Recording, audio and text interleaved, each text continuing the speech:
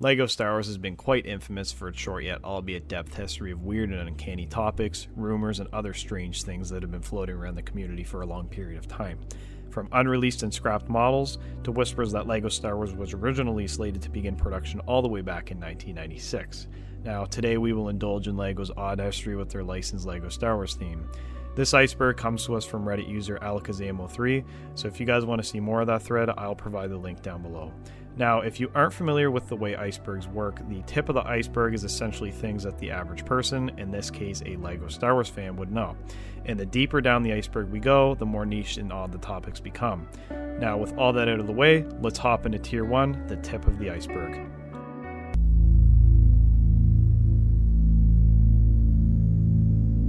Tier 1 contains subjects that many of you are likely familiar with, so I'm going to go quickly through these. Firstly, the Jabba's Palace controversy has to do with the Jabba's Palace set that had to be re-released due to issues involving the Turkish people believing that it looked too much like the Hagia Sophia. The Luke's Landspeeder refers to more of a meme that LEGO keeps releasing quite a few of these models over the years, and it's more of a running joke in the Star Wars community more than anything. 501st Battle Pack refers to the campaigning that was done with M&R Productions in his community to have this set created by LEGO. There was a large fan base for the 501st Legion clones, and people were asking for quite a long time to see them in a battle pack or just any set at that. And of course, we all know what that eventually came to fruition. May the 4th promos essentially just refers to what LEGO releases every year during the May the 4th celebration for Star Wars. They release either a special minifigure, a polybag, or even a set to commemorate Star Wars each year. Now we move into the second tier, which would be the tip of the iceberg. Things start to get a little weird in this tier, so I hope you enjoy.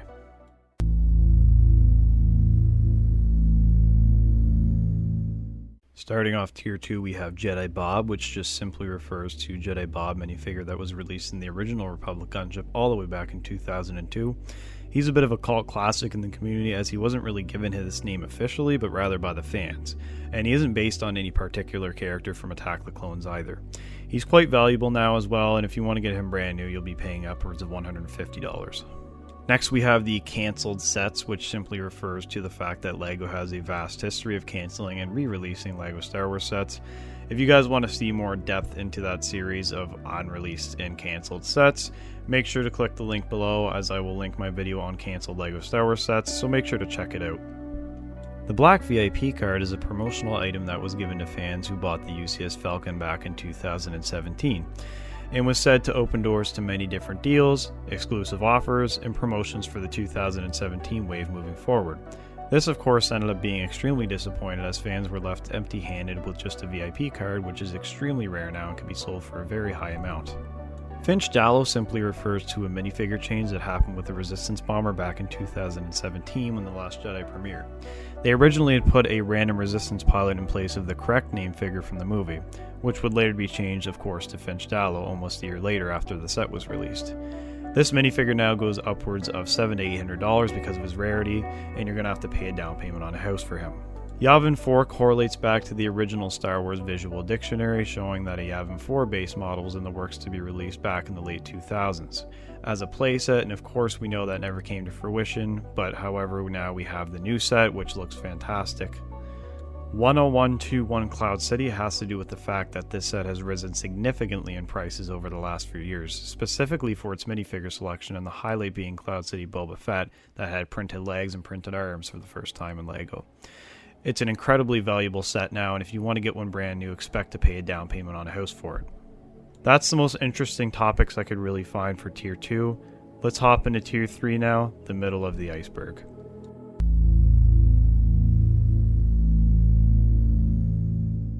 We begin Tier 3, the middle of the iceberg, with Platinum R2-D2. If you aren't familiar with it, LEGO essentially had a contest back in 2017 during the release of The Last Jedi movie, specifically for its VIP members. Remember how we just talked about that last year? Yeah, well, this was the prize. There were only 5 of these ever created, and if you were a VIP member, you could enter a unique code that you would retrieve during Star Wars extravaganzas that were hosted across the world. Once you received your unique code from the LEGO booth at these events, you get entered online to have a chance to win one of these special R2-D2s. Minifigures sold through magnets would be just referring to the fact that LEGO, not only for Star Wars but for a lot of their licensed themes at the time, would sell magnet packs back in the late 2000s, where you could get up to 3 minifigures in each package. LEGO does not do these anymore as they don't have the rights to it due to that belonging to Hasbro.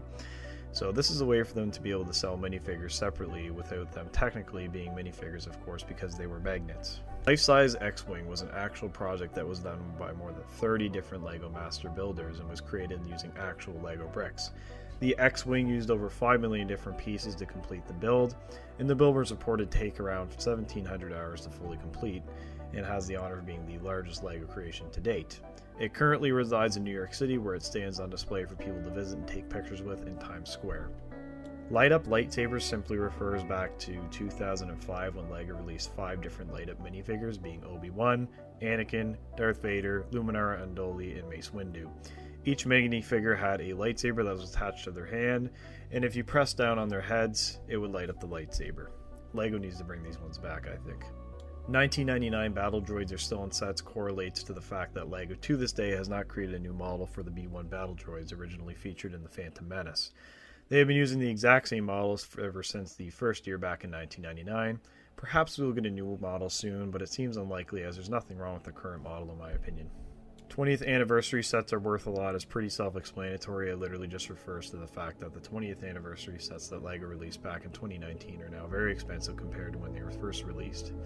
It makes sense considering that a lot of them are remakes of beloved sets that we all enjoyed when we were kids, and it also had the special anniversary minifigures in them as well.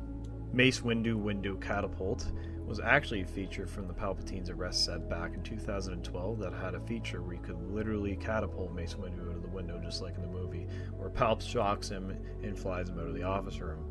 It's actually kind of dark but hilarious that they managed to feature this in the set, and it is actually a really nice set on top of that. Force Unleashed, from what I could find, has to do with the fan film that was created by YouTuber Fancy Pants back in 2010 when the Force Unleashed would have first come out.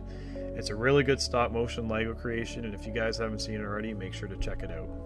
2009 fan vote refers to a poll hosted by LEGO for fans to decide which LEGO Star Wars idea they'd like to see come to life.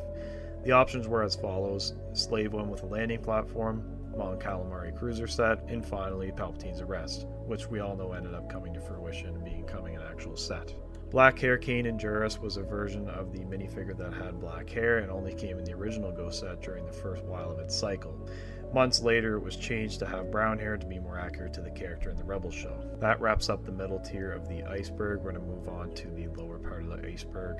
And guys, things start to get really strange in this, so again, if you don't know anything in this one or you learn something new, make sure to drop a like down below and subscribe if you want to see more videos like this.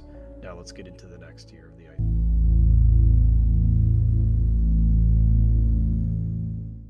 We are already into our second last tier of this iceberg, and to start it off, we have the Geonosis Arena prototypes. Now, this was a set that was eventually scrapped during production, but essentially, we were supposed to get a Geonosis Arena playset from LEGO. I have some pictures here as well from what some of the creatures would have looked like in the arena scene, and a small mock-up for the set. Now, I did cover this in my canceled LEGO Star Wars set, so if you guys want to see a more in-depth review of that, make sure to check the link down below, and you guys can check that one out for yourselves. TIE Bomber Can't Be Made is in reference to the fact that LEGO originally stated that they cannot produce an accurate and appealing model within a reasonable budget for a TIE Bomber model. Now, of course, we know in the future that this was not true, but they did mention that the build was way too complex to fit inside a fair price set. Of course, like I said, we know eventually that this was proven incorrect with the new TIE Bomber from this year being a solid price and a really good design for the given product. Gold Boba Fett is a minifigure that was given away during some LEGO Star Wars promotional event. I couldn't find much information about the exact promotional event and how you would have got him, but what I do know is that there was 2 of these in existence and that they are actually made out of real 14 karat gold. Revenge of the Brick was a short film created by LEGO to promote their 2005 Revenge of the Sith wave. It's quite notorious in the community for having some really creepy and odd looking minifigures. They're very uncanny. I mean, look at this Anakin Skywalker, it's very strange. And the overall concept of it was just a little odd. The short film consists of a space battle over Kashyyyk and a foot battle on the planet as well, and it's a very short movie, but if you guys want to check it out, I can also link that down below. It's a little strange, and it's quite notorious in the community for being a very odd and uncanny movie. Red Darth Vader helmet was a prototype helmet for Darth Vader. Of course, that was red. There were multiple other colors as well, such as yellow and white, that were used in the prototype stages. And essentially, this was being tested as the new Vader helmet mold back in, I think it was early 2010s. Anyways, you could get a hold of this one if you paid a hefty price, but if you want to get one new, they're probably around $500 each. The clone building event has to do with two separate events that LEGO held in which fans could come in person to a LEGO store and see how many clones they could build within a certain amount of time. These happened in 2002 for the release of Attack of the Clones, and back in 2008 for the Clone Wars wave. You can actually still get these online, but you're going to have to pay a hefty fee to get one as they're incredibly rare. Lando in the UCS Millennium Falcon refers to there being a certain section of the 2017 UCS Millennium Falcon that resembles the colors of Lando's outfit. This has never been confirmed nor denied by LEGO, but it is true to many fans, and they speculate it to be an actual reference to Lando Calrissian from the movies, and it was an ode to the figure. The Luke Skywalker maquette figure is a really weird looking large minifigure released back in 2007 with that wave. It is referred to as a giant minifigure by LEGO and Brickset, and many people don't even know that it exists to this day. It's very uncanny, very odd. I'm not sure why they released it, but again, many people don't know about this one, myself included. Now, let's move on to the final tier, the bottom of the iceberg.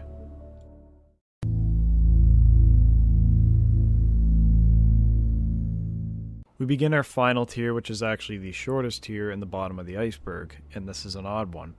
1996 was actually supposed to be the first year of LEGO Star Wars according to multiple rumors. There were a few mock-ups that I have here from 1996 that were created. It would have certainly been interesting to see what LEGO could have done in the mid-90s with this, but I'm kind of glad we got the 1999 version. The Indiana Jones and Han Solo transformation set was yet another promotional set that was given to guests at a LEGO collector's party hosted in New York for the New York Toy Fair all the way back in 2008 during the Clone Wars era. Only 100 of these sets were made, and they are incredibly rare, and if you want to find one today, well, good luck. 2021 was a reboot refers to the idea and rumor that 2021 was originally supposed to be a complete reboot for LEGO's licensed theme. This, of course, never came to fruition, and it's all up in the air in regards to what they actually had planned for the quote-unquote reboot. Cody and General Grievous' Starfighter was a leak that Phase 2 Commander Cody was actually supposed to be featured in the 75285 General Grievous Starfighter. This never ended up being true, and we just received an airborne trooper instead. The Nebulon B frigate scalper was LEGO trying to make money, simply refers to the fact that this set was accidentally leaked and released in turn. There was a group of people who got their hands on this, i.e. the scalpers, and they got it early and ended up selling it for a significantly higher amount than what it was actually going for. Many speculate that LEGO did this on purpose to make more money, but it's hard to say, so let me know what you guys think in the comments down below. Thank you guys for watching. I hope you enjoyed this iceberg. It took a while, so if you enjoyed it, make sure to drop a like down below. I hope you have a fantastic day, and I'll see you in the next one.